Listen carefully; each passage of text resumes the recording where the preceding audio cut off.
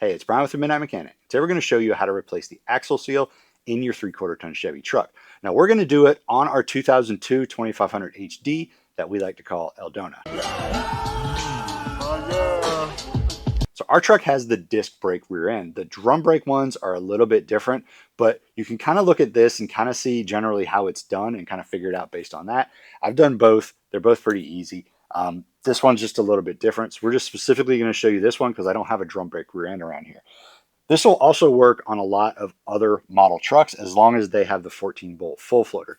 To figure out if you have the 14-bolt full floater, it has the bolts on the outside. If you have a semi-floater, it has clips on the inside, and you actually have to take the cover off to get to it. On these trucks with the full floater, all you really need to do is take the bolts off to pull the axle shaft and then remove the caliper and the hub in order to get to that seal. It's pretty easy. It's a little bit time consuming, and there's a couple tricks that you should probably do just to save you some time. The first thing I'm going to do is I'm going to jack it up. Now I could use the lift, but what I'm actually going to do is jack up one side of the truck on the axle tube. That way the axle is at an angle and less gear oil will come out the end when I take that off. Probably still lose a little bit, but if it's flat, a lot more will drain out. So by having it tilted up on this side, more will drain towards the middle and less will come back out again. So you kind of want to do it like that. That way you save less oil. You have to put less oil back in and it makes a lot less of a mess. So what I'm going to do is jack up this side and pull the tire off.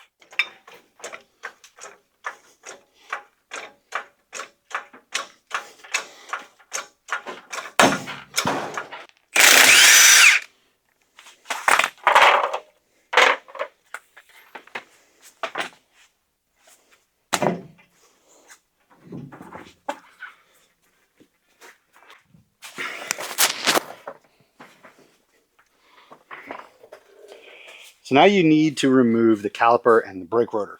You can remove this first actually, but I'm not going to do that because I want to leave it closed up as long as I can. That would be less chance of contamination, also less oil dripping out and getting in my way. So I'm going to remove the caliper and just set it up out of the way and pull the rotor and move it. You might want to wear some gloves because if it's like mine, it's got grease everywhere. So it probably wouldn't hurt to replace your rotor and your pads anyway when you're back here. I'm just going to clean them off. There's plenty of meat on it. So all I'm going to do is just clean it off with some brake cleaner and hope for the best. So I'm going to go ahead and remove this caliper now. It's an 18mm bolt, and there's two of them on the top and the bottom of the caliper. So here are those two. One of them is right here, and the other is down here on the bottom. You can kind of see them right there. Those are the two we're going to remove. Sometimes it helps to go ahead and use a rubber mallet to get them loose. This top one you're not going to be able to get an impact on or anything because of the leaf spring back there. So just go ahead and use a regular wrench and take it off that way.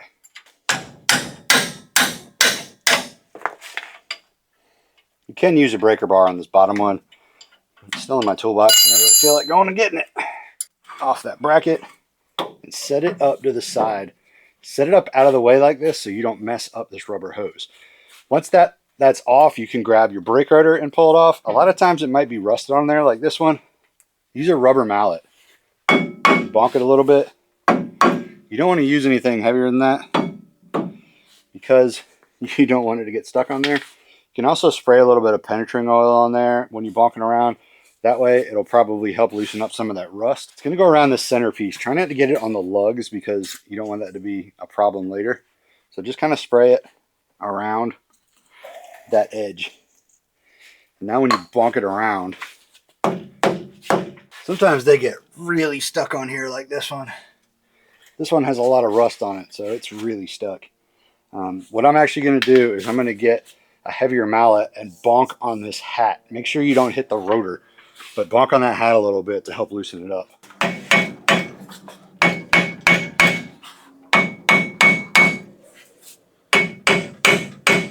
Sometimes it is really, really stuck on there. Now I'm going to use a punch right here around the edge between the two because that's where all the rust and crust is. Just tap it a little bit. You don't want to do damage.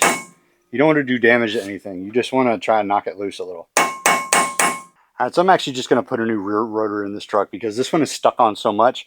Don't think I'm going to get it off without banging on it. So I'm just going to go ahead start smacking it with the hammer, and then I'll just put a new one on here.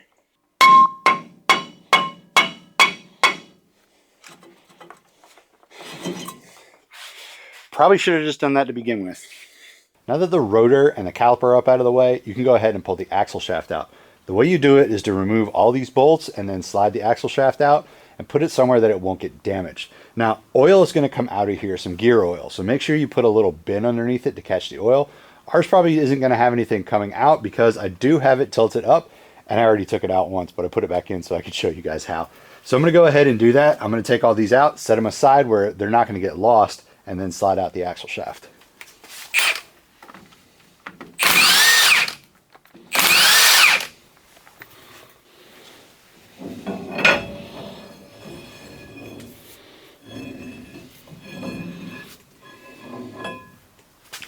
Once you get it out, just inspect it to make sure that there's no damage, that nothing chewed into it or got it damaged on the end or anything that would signal having other extra problems. Ours looks fine, so I'm going to do is I'm going to set it aside. You can't really set it up on end like you can a lot of them because it has this little thing on the end here. So you kind of need to set it to the side. It has a little rubber gasket kind of thing on the end of it. Make sure that is not damaged. So you'd need to replace it if it was. So try not to damage it. If it's damaged, replace it. If it's not, be careful. So now that you're down to the hub, there's a couple things to show you here. Right there, there's a snap ring that goes around the outside. You can see it's got a little bit of orange on it. You need to take that snap ring out. You can just use a mechanic's pick or small screwdriver and pull it up and get it up out of the way and pull it out. Try to do it without damaging it. Then you see behind it, there's a big nut that has a whole bunch of holes on it. That right there, you need a special nut. A lot of people can get it out with a flathead screwdriver and tapping on it, but I kind of want to do it right, so I'm going to go ahead and use a special socket that takes that off. So I'm going to go ahead and take those two off right now. Careful you don't drop it in your vat of gear oil, because that sucks. I'm just going to set it aside now where it won't get messed up and get anything too dirty. So now that snap ring is off, you see right there, there's a little key that goes in there. You can't turn that nut off unless you remove that key. So what I'm going to use is a magnet, and I'm going to stick it in there and pull that out. Then I can go ahead and remove that hub nut.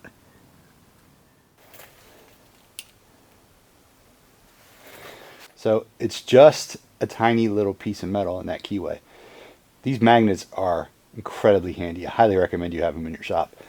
Don't lose this. I would set it with the magnet still attached to it aside. That way you won't lose it because it's a bigger piece. Now I can come in and remove that hub nut. So here is the tool you're going to use. You can get it on Amazon. The link's down below in the description. It's a 1/2-inch drive. So you either need a 1/2-inch drive or an adapter from 1/2 to 3/8. It's got these little teeth on the edges that fit in those holes. So what I'm going to do is I'm going to put it in there and start turning off that nut.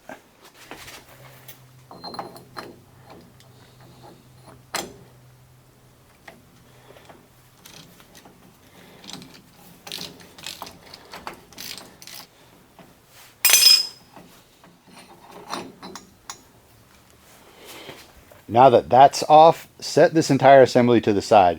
You don't need this without this, so set it aside. Same as the other one. That way it's more difficult to lose and it's easier to keep it from getting damaged.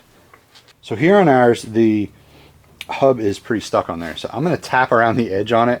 I think that the bearing is kind of stuck on there, so you kind of need to bonk it sometimes to get it out. You can also use a puller. I don't really have a puller that'll work on this, so I'm just going to kind of tap it with the sledge to see if I can knock it off as I move it.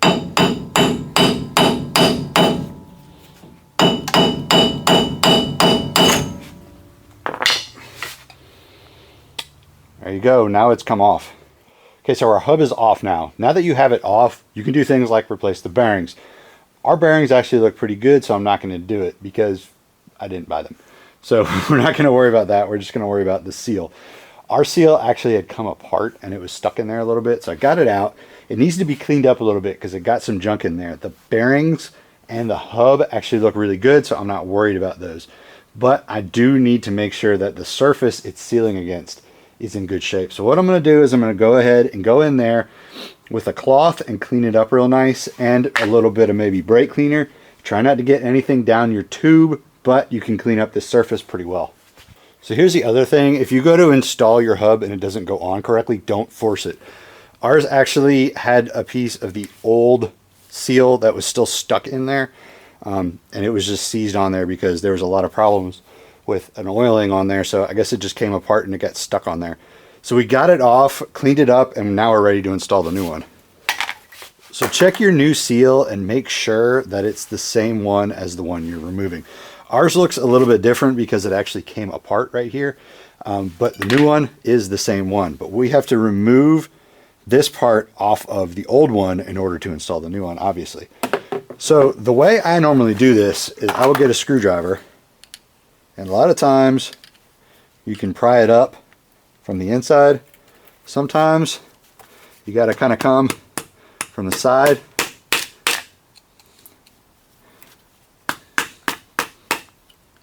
and kind of tap it around until you can get it up off of there. It doesn't matter if you damage it because it's your old seal. You're throwing it out anyway. Don't punch down into it because you don't want to damage those bearings. But you want to be able to pry kind of laterally on it. Works perfectly. So good. So with the old seal off, inspect your bearings. Take them out and look at them. Just make sure there's no damage to them. Ours are in good shape. There's no scouring. There's nothing broken. Everything looks good. Clean up any dirt that you might have gotten on them from when you were working on it before, or any junk that might have gotten in there from a bad seal. Ours all look good. The bearing races look good in here. Everything looks really good, so I'm not going to replace these. What I'm going to do is I'm going to put some more grease on them. Now don't pack these with normal axle grease because they're greased by gear oil from the outer housing. So what I'm going to do is I actually have a little bit of gear oil here, and I'm just going to pump a little bit into the seal, not into the seal, into the bearing. But don't put too much because it's going to run out on your floor. But you want to just put a little bit in here to begin with, just to make sure it's got enough in there to start when you start putting everything back together. So once you have that all soaked up, you can go ahead and start installing your new seal. All right, to install your new seal, you need to press it over that hole and kind of sit it in there a little bit.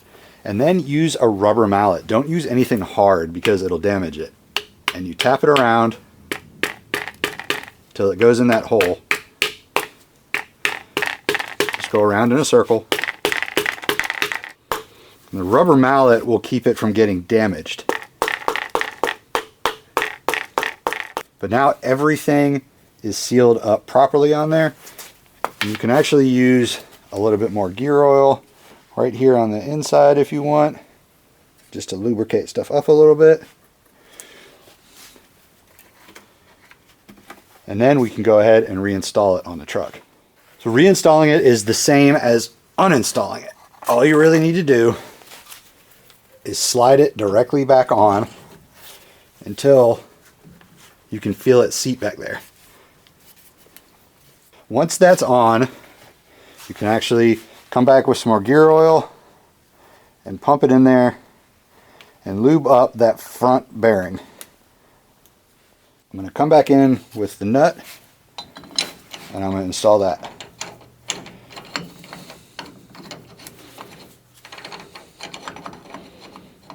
Make sure you don't cross thread it, because if you do, you will very, very greatly regret that.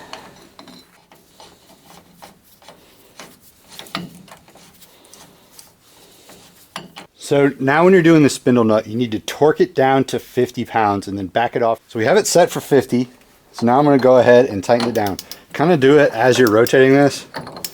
It helps it a little bit.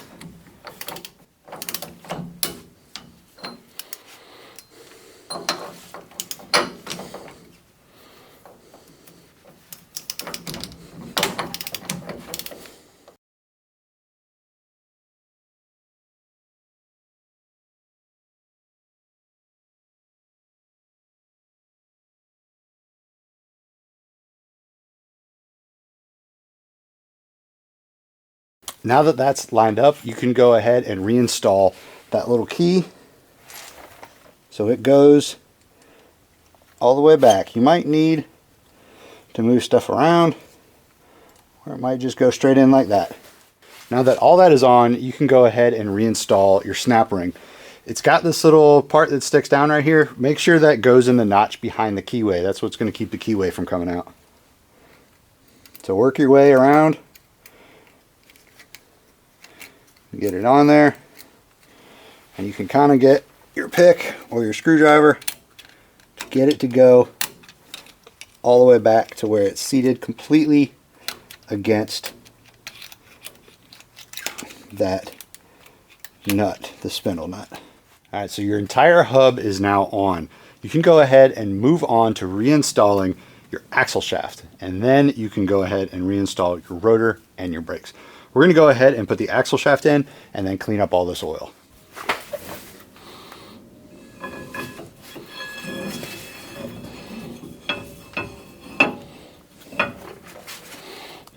Make sure you move it around to find the splines in there.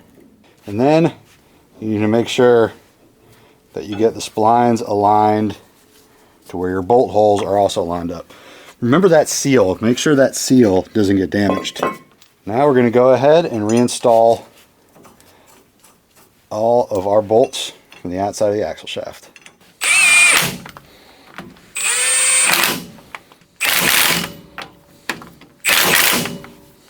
All right, so now you can go ahead and reinstall your brake rotor and your brake caliper. Now we went ahead and installed new rotors and pads because I messed up that rotor getting it off. So I went ahead and I reinstalled new ones. If you want to see a video on how to do the brakes, there's going to be another video coming up. I'm actually going to do it on the other side just because I'm kind of in a hurry to get this side done. But I want them to match, so I'm going to do both sides. But right now I'm going to go ahead and install this rotor and the caliper and get it all bolted back together.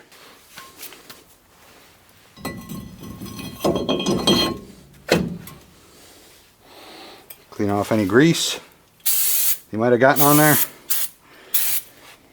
We're going to go ahead, pull your caliper over and reseat it.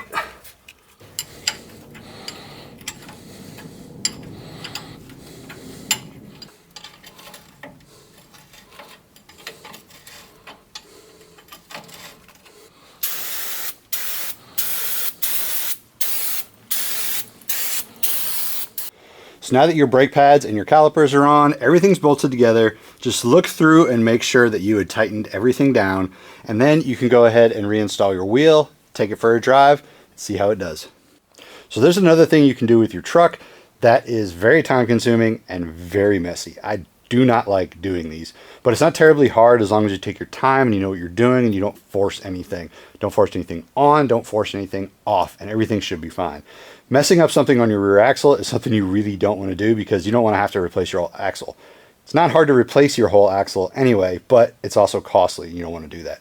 So if there's anything else you'd like to learn about, post down below in the comments. Don't forget to follow us on Instagram at The Midnight Mech, TikTok at The Midnight Mechanic, and subscribe to our channel to see more how-tos and all of our shows. We'll see you guys next time.